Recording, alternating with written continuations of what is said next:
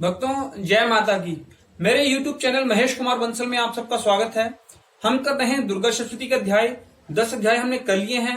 आइए आज करते हैं दुर्गा सप्तशती का एकादश अध्याय हिंदी में। एकादशो अध्याय। देवताओं द्वारा देवी की स्तुति तथा देवी द्वारा देवताओं को वरदान। ध्यानम। मैं भुवनेश्वरी देवी का ध्यान करता हूँ। उनके श्री अंगों की प्रभा प्रभात काल के सूर्य के समान है और मस्तक पर चंद्रमा का मुकुट है। वे उभरे हुए स्तनों और 3 नेत्रों से युक्त हैं। उनके मुख पर मुस्कान की छटा छाई रहती है और हाथों में वरद, अंकुश, पाश एवं अभय मुद्रा शोभा पाते हैं। ऋषि कहते हैं, देवी के द्वारा वहां महादैत्यपति शुंभ के मारे जाने पर इंद्र आदि देवता अग्नि को आगे करके उन कात्यायनी देवी की स्तुति करने लगे। उस समय अभीष्ट की प्राप्ति होने से उनके मुख कमल दमक उठे थे और उनके प्रकाश से दिशाएं भी जगमगा उठी थी। देवता बोले, शरणागत की पीड़ा दूर करने वाली देवी हम पर प्रसन्न हो। संपूर्ण जगत की माता प्रसन्न हो। विश्वेश्वरी, विश्व की रक्षा करो। हे देवी, तुम ही चराचर जगत की अधीश्वरी हो। तुम इस जगत का एकमात्र आधार हो, क्योंकि पृथ्वी रूप में तुम्हारी ही स्थिति है। हे देवी, तुम्हारा पराक्रम अलंघनीय है। तुम ही जल रूप में स्थित होकर संपूर्ण जगत को तृप्त करती हो।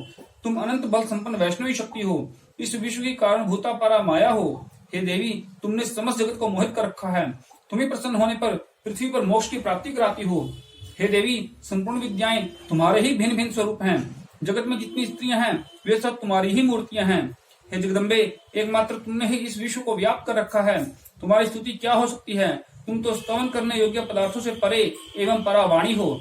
जब तुम सर्व स्वरूपा देवी स्वर्ग और मोक्ष प्रदान करने वाली हो, तब इसी रूप में तुम्हारी स्तुति हो गई। तुम्हारी स्तुति के लिए इससे अच्छी उक्तियां और क्या हो सकती हैं। बुद्धि रूप से सब लोगों के हृदय में विराजमान रहने वाली और स्वर्ग एवं मोक्ष प्रदान करने वाली नारायणी देवी तुम्हें नमस्कार है। कला, काष्ठा आदि के रूप से क्रमशः परिणाम अवस्था परिवर्तन की ओर ले जाने वाली और विश्व का उपसंहार करने में समर्थ नारायणी तुम्हें नमस्कार है।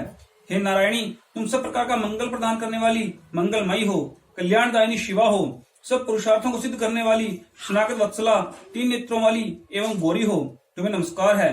तुम सृष्टि, पालन और संहार की शक्ति भूता सनातनी देवी, गुणों का आधार और सर्वगुणमयी हो।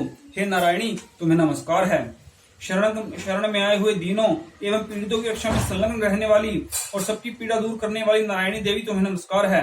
हे नारायणी, तुम ब्रह्माणी का रूप धारण करके हंसों से जुते हुए विमान पर बैठती और कुश मिश्रित जल छिड़कती रहती हो। तुम्हें नमस्कार है।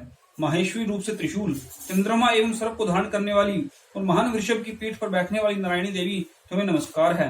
मोरों और मुर्गों से घिरी रहने वाली और महाशक्ति धारण करने वाली कुमारी रूप धारणी निष्पापे नारायणी तुम्हें नमस्कार है। शंख, चक्र, गदा और सारंग धनुष रूप उत्तम आयुधों को धारण करने वाली वैष्णवी शक्ति रूपा नारायणी तुम प्रसन्न हो। तुम्हें नमस्कार है। हाथ में भयानक महाचक्र लिए और दाढ़ों पर धरती उठाए वाराही रूप धारणी कल्याणी नारायणी तुम्हें नमस्कार है। भयंकर नरसिंह रूप से दैत्यों के वध के लिए उद्योग करने वाली और त्रिभुवन की रक्षा में संलग्न रहने वाली नारायणी तुम्हें नमस्कार है। मस्तक पर किरीट और हाथ में महावज्र धारण करने वाली, सहस्त्र नेत्रों के कारण उद्दीप्त दिखाई देने वाली और वृत्रासुर के प्राणों का अपहरण करने वाली इंद्र शक्ति रूपा नारायणी देवी तुम्हें नमस्कार है। शिव दूती रूप से दैत्यों की महती सेना का संहार करने वाली, भयंकर रूप धारण और विकट गर्जना करने वाली नारायणी तुम्हें नमस्कार है। दाढ़ों के कारण विकराल मुख वाली, मुंडमाला से विभूषित मुंडमर्दिनी चामुंडा रूपा नारायणी तुम्हें नमस्कार है। लक्ष्मी, लज्जा, महाविद्या, श्रद्धा, पुष्टि, सुधा, ध्रुवा, महारात्रि और महाअविद्या रूपा नारायणी तुम्हें नमस्कार है। मेधा, सरस्वती, वरा, भूति, बाभ्रवी, तामसी, नयता तथा ईशा रूपिणी नारायणी तुम्हें नमस्कार है। सर्वस्वरूपा सर्वेश्वरी और सब प्रकार की शक्तियों से संपन्न दिव्य रूपा दुर्गे देवी, सब भयों से हमारी रक्षा करो। तुम्हें नमस्कार है। हे कात्यायनी, यह 3 लोचनों से विभूषित तुम्हारा सौम्य मुख सब प्रकार के भयों से हमारी रक्षा करे। तुम्हें नमस्कार है। हे भद्रकाली, ज्वालाओं के कारण विकराल प्रतीत होने वाला, अत्यंत भयंकर और समस्त असुरों का संहार करने वाला तुम्हारा त्रिशूल भय से हमें बचाए। तुम्हें नमस्कार है। हे देवी, जो अपनी ध्वनि से संपूर्ण जगत को व्याप्त करके दैत्यों के तेज को नष्ट किए देता है, वह तुम्हारा घंटा हम लोगों की पापों से उसी प्रकार रक्षा करे जैसे माता अपने पुत्रों की बुरे कर्मों से रक्षा करती है। हे चंडिके, तुम्हारे हाथों में सुशोभित खड्ग जो असुरों के रक्त और चर्बी से चर्चित है, हमारा मंगल करे। हम तुम्हें नमस्कार करते हैं।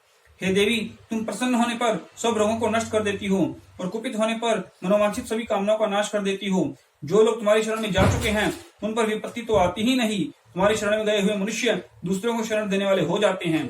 हे देवी अंबिके, तुमने अपने स्वरूप को अनेक भागों में विभक्त करके नाना प्रकार के रूपों से जो इस समय इन धर्मद्रोही महादैत्यों का संहार किया है, वह सब दूसरी कौन कर सकती थी।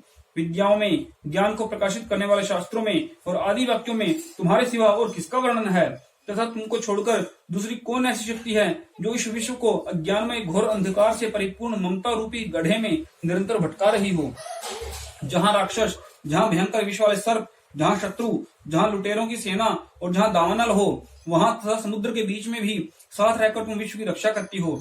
हे विश्वेश्वरी, तुम विश्व का पालन करती हो, विश्व रूपा हो, इसलिए संपूर्ण विश्व को धारण करती हो।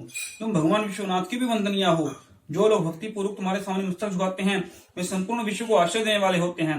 हे देवी, प्रसन्न हो। जैसे इस समय असुरों का वध करके तुमने शीघ्र ही हमारी रक्षा की है, उसी प्रकार सदा हमें शत्रुओं के भय से बचाओ। संपूर्ण जगत का पाप नष्ट कर दो और उत्पात एवं पापों के फलस्वरूप प्राप्त होने वाले महामारी आदि बड़े बड़े उपद्रवों को शीघ्र दूर करो। विश्व की पीड़ा दूर करने वाली देवी, हम तुम्हारे चरणों पर पड़े हुए हैं, हम पर प्रसन्न हो। त्रिलोक निवासियों की पूजनीय परमेश्वरी, सब लोगों को वरदान दो। देवी बोली, हे देवताओं, मैं वर देने को तैयार हूँ। तुम्हारे मन में जिसकी इच्छा हो वह वर मांग लो। संसार के लिए उस उपकार वर को मैं अवश्य दूंगी। देवता बोले, हे सर्वेश्वरी, तुम इसी प्रकार तीनों लोगों की समस्त बाधाओं को शांत करो और हमारे शत्रुओं का नाश करती रहो। देवी बोली, देवताओं, व्यवस्वत मनवंतर के 28वें युग में शुंभ और निशुंभ नाम के 2 अन्य महादैत्य उत्पन्न होंगे। तब मैं नंद गोप के घर में उनकी पत्नी यशोदा के गर्भ से अवतीर्ण होकर विंध्याचल में जाकर रहूंगी और उक्त दोनों असुरों का नाश करूंगी। फिर अत्यंत भयंकर रूप से पृथ्वी पर अवतार ले मैं वैप्रचित नाम वाले दानवों का वध करूंगी। उन भयंकर महादैत्यों को भक्षण करते समय मेरे दांत अनार के फूल की भांति लाल हो जाएंगे। तो स्वर्ग में देवता और मृत्युलोक में मनुष्य सदा मेरी स्तुति करते हुए मुझे रक्त दंतिका कहेंगे। फिर जब पृथ्वी पर 100 वर्षों के लिए वर्षा रुक जाएगी और पानी का अभाव हो जाएगा, उस समय मुनियों के स्तवन करने पर मैं पृथ्वी पर अयोनिजा रूप में प्रकट होंगी और 100 नेत्रों से मुनियों को देखूंगी। अतः मनुष्य शताक्षी नाम से मेरा कीर्तन करेंगे। हे देवताओं, उस समय मैं अपने शरीर से उत्पन्न हुए शाकों द्वारा समस्त संसार का भरण पोषण करूंगी। जब तक वर्षा नहीं होगी तब तक वे शाक ही सबके प्राणों की रक्षा करेंगे। ऐसा करने के कारण पृथ्वी पर शाकुंभरी के नाम से मेरी ख्याति होगी। उसी अवतार में दुर्गम नामक महादैत्य का वध भी करूंगी। इससे मेरा नाम दुर्गा देवी के रूप में प्रसिद्ध होगा। फिर मैं जब भीम रूप धारण करके मुनियों की रक्षा के लिए हिमाचल पर रहने वाले राक्षसों का भक्षण करूंगी, उस समय सब मुनि भक्ति से नतमस्तक होकर मेरी स्तुति करेंगे। तब मेरा नाम भीमा देवी के रूप में विख्यात होगा। जब अरुण नामक दैत्य तीनों लोकों में भारी उपद्रव मचाएगा, तब मैं तीनों लोगों का हित करने के लिए 6 पैरों वाले असंख्य भ्रमरों का रूप धारण करके उस महादैत्य का वध करूंगी। उस समय सब लोग भ्रामरी के नाम से चारों ओर मेरी स्तुति करेंगे। इस प्रकार जब जब संसार में दानवीय बाधा उपस्थित होगी, तब तब अवतार लेकर मैं शत्रुओं का संहार करूंगी।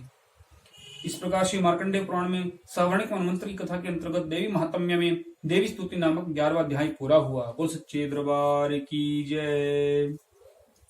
तो भक्तों, ये था दुर्गा सप्तशती का एकादश अध्याय। इस एकादश अध्याय की अपनी बड़ी महत्ता है। जो वैष्णो देवी है, वहां पे सायकालीन आरती में इस एकादश अध्याय का हर रोज पाठ होता है।